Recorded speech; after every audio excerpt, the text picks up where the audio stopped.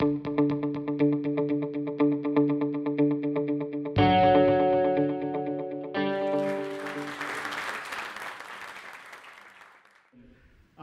always learn something new on these TEDx events. And in fact, while I was listening to one of our speakers, I was beginning to calculate my work-life balance. So, Kubota-san, thank you very much. I'm trying to figure out how I could change the math there so I can pretend I have a happy life. Maybe I'll just ask the data scientist, Reina, here to help with that earlier. I enjoy having this talk because I get to speak about topics that are not on my day-to-day life. Now, I know I have some of my business associates here, so pretend, for instance, for a second that I'm not Winston, the CEO of Amihan, but just a geek. And I think the geeks are about to take over in a bit here in our conversations. And I would love to introduce to you an idea for the Philippines. Now, I always get this prep from speakers of TED Talk. You always start down in your mind a TED Talk with the words, imagine if. So for about 10 minutes, I would like to invite all of you to imagine something with me. This is something really fun that we started. I was just wondering, are there any young global shapers here from Manila? I think I see one over there. Right. The nice thing about the Philippines these days is we have this amazing community called the Young Global Shapers. These are Filipinos under 30 that is selected by the World Economic Forum to participate. And every day, they practice Imagine If. And because of that, the Philippines is actually known to be one of the hubs of the World Economic Forum that has the most social responsibility in its core. So some of these things are attributed to you guys. Thank you very much for helping me brainstorm. But I'd like to introduce something fairly interesting to TEDx. First of all, I'm a geek. And in fact, I documented my being a geek. I have a book that talks about how technology is about to take over in our daily lives. And it's positioned in a way that this should be a good thing. Technology will expand what we can do in life, will expand our relationships, will expand how we are able to connect to each other, and hopefully technology will be an important tool to expand how we do business. And in particular, small businesses. And this is where we start to imagine. Because as I started thinking about this, my life has been 100% spent in Silicon. My career life has spent 100% in Silicon Valley. My first job coming out of college was Intel Corporation.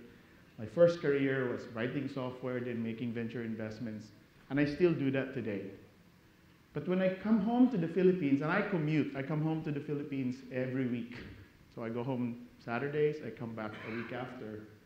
And I start thinking, can we replicate Silicon Valley in the Philippines? And this might not be, this may be a contrarian view, but the Silicon Valley guy says no. I think the Filipinos is different. We have very distinct character, and we have a very distinct strength, and we should approach it a little bit differently.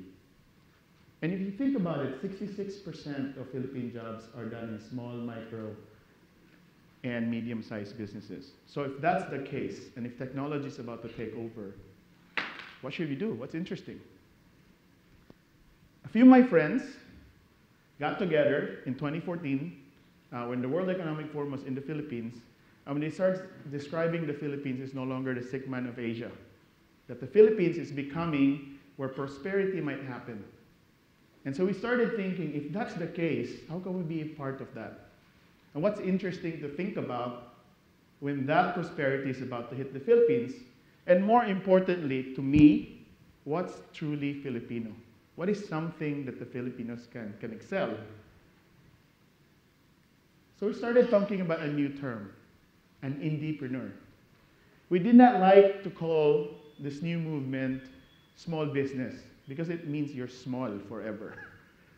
We also like a unique characteristics of Filipinos, because we actually tend to be very independent, right?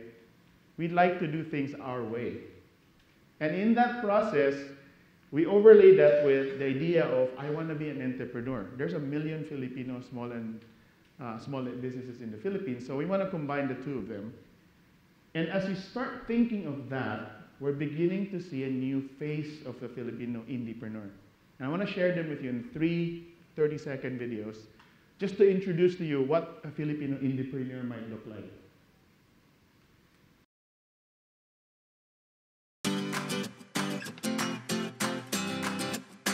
At Wit Sweets and Savories, we make distinctly Pinoy cacao nib granola. Ang pinakabida ng granola namin is the roasted cacao that comes from our family farm. So our granola is special because we use local flavors and it's made right here in our home kitchen. Our goal with this is really to spark Pinoy pride with every bite.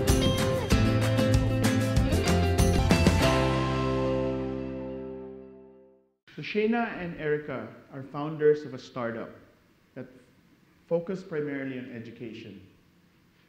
And in their view, and they're global shapers as well, in their view, building a business shouldn't just be about making money. It's also about making things better. And in their case, their passion is education. More and more, you're going to see more of these, and are called social enterprises. And this is where Kubota-san's chart becomes really, really convoluted, because these people are having a lot of fun doing their business. So their work is their life, and life actually takes over their work in this case. And okay, so I think we lost the other video, but these are the things that we're beginning to see in the Philippines. There are more and more businesses started by young individuals that's focused on things that they love.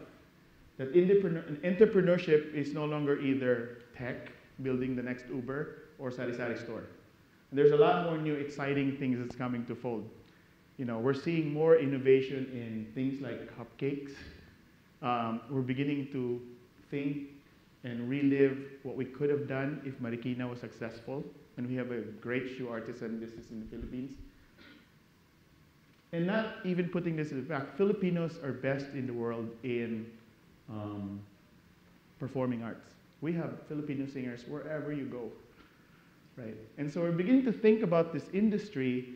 And as we started really investigating this segment of our business, we noticed they're very underserved. A lot of our musicians who love their craft starts to sing when they're young, into the college, and when they hit 30, they put on a switch that says, I gotta make some money. Right? A lot of people who love cooking and baking and mixing food together, when they turn 30, they feel like they have to turn on a switch and be accountants, lawyers, nurses, doctors, or even leave the country. So there's something missing. We're not spending enough, we're not investing enough in our creative economy in the Philippines. And my fear is that if we don't, Marikina will happen again. That we're gonna lose our shoe artisans. And that the Philippines will always be the way we see it today and not what it can potentially become in the future. And there are really good examples of these entrepreneurs that start early and have become very successful. Mang Inasal, Pen Shop, Jollibee, these are entrepreneurs when they were started and now they're big industries. And the goal is, how do we replicate those? So when we started imagining, one of the things that we thought about is, what if there's a show? And we actually experimented with the idea, let's bring Shark Tank to the Philippines. I don't know, who's heard of Shark Tank? Great. Very popular show, $100 million invested, $2 billion of value generated in doing so. So we thought about Shark Tank, and then we actually shot Shark Tank in the Philippines. And what's interesting when we shot Shark Tank in the Philippines is the realization that we're not ready for it. The entrepreneurs, it's really hard to get on TV and talk to tycoons and say, I need money. We're not ready for that. The Philippines is not quite there yet. So we're remaking that idea, we're reimagining it a little bit more, and we're thinking of, what if we combine everything? What if we start with American Idol? We do global search and discover more Shaynas and more entrepreneurs out there. What if we combine that with The Apprentice? Right? We bring the entrepreneurs and take them through basic business learning of, how do I put up a business? How do I do marketing? How do I raise money? How do I get to e-commerce and make that a competition? We're Pinoys, we love competition. right? We're also Pinoys. We have to follow people that are going through competition. And we are Pinoys. It's really good to absorb ideas when it's in form of entertainment, right? So we're thinking of doing that. We're thinking of connecting the Pinoys to the tycoon, sort of like people that are about to get there with people that have already gotten there, and then connect them two together.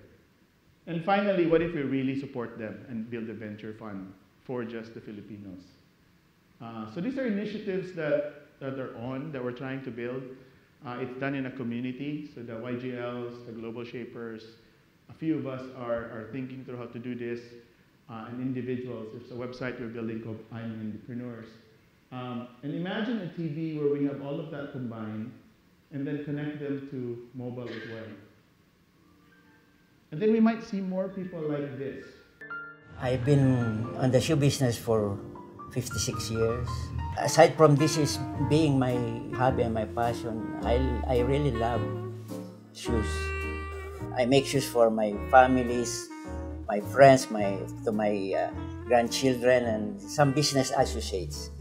I owe a lot of things to my father because he teach me really how to make a shoes. Every time I pray, I thank him. So this is the story of Rico Santa Ana. His family was a pioneer in Marikina. They were the first big producers and exporters of shoes. They made 2,700 pairs of shoes just for Imelda. He can prove to you that there's more than 3,000 pairs of shoes in Imelda's closet. And we visited him in Marikina. And in the process of visiting Marikina, she was showing us how Marikina used to be a world-class community of shoe artisans. That at one point, we have 2,000 shoe artisans in the Philippines that's producing the best in Asia. If you go to Marikina today, at best, there's 400 artisans left. And the tools and the products and the technologies and the techniques of Filipino-made shoes are beginning to become a lost art. And we think this is an endeavor that's worthwhile for us thinking. So TEDx, imagine if, do something worthwhile. I think that's always the guideline every time we talk at TEDx. Imagine if you could participate in remaking Marikina 2.0. Imagine if we can find more Rico Santa Anas and become the best in building shoes again. And then imagine if you combine what's available in the world, right? The hardest thing about making shoes is that making really high quality shoes is you have to create a wood mold. And that wood mold then gets reproduced into a plastic mold. And then within that plastic mold, leather is wrapped into it, and then leather is being stitched. And that's how you produce extremely good shoes in Italy. Imagine if you can combine 3D printing in the creation of the 3D mold. Then imagine if you can use laser cutters to cut extremely intricate patterns of leather that can go into the shoes.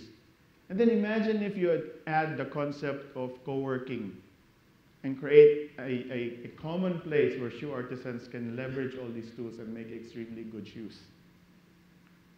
And then imagine if you can now auction the pairs of your mold to have artisans make the best possible shoes for you. And these are things that we can really see where we can combine technology and art. And in doing so, when a lot of people begin to worry that technology may replace human beings, I think one area that we can show as Filipinos is to dispel that. That we can make more peoples like Rico Santa Ana, and we can make them amplify and multiply them because of technology. And imagine if the Filipino regains that strength. So we're trying to build this thing. It's called I'm In. It means your participation to it. And I'm In also means I'm an indepreneur. And we hope that this is a movement that we Filipinos can all be a part of and be proud of. Thank you.